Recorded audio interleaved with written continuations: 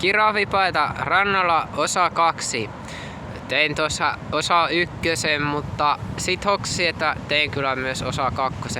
Täällä on rentoa olla ja tässä näkyy tämmönen kuntoilulaite. On täällä ihan ilman kenkiä jopa, mutta tässä pystyy pyörimään. Ja sit tuossa näkyy koivuja ja muuta taustalla.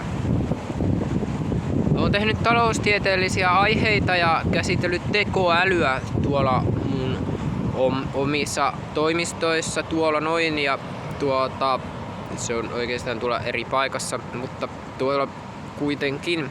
Ja tuolla näkyy tuossa on tommosia puita ja muita, niin on noitakin juttuja hahmottanut ja luonnontieteellisiä asioita noista puistakin. Mutta monia muita asioita on nyt maailmassa tapahtumassa ja täällä rannallakin on tälleen kiva olla, että moni tietää paljon, että nyt on tullut just kaikki tekoälyt ja muut ja sit näitä rannatkin on rakennettu aika hienosti. Eli nämä tekoälyjutut jo alkaa olla tätä päivää ja myös kaupunkisuunnittelussa ja muussa.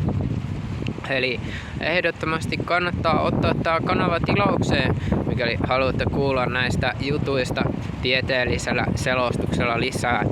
Tilatkaa kanava, kiitoksia videon katsomisesta ja tykkää tai kommentoi tai älä tykkää.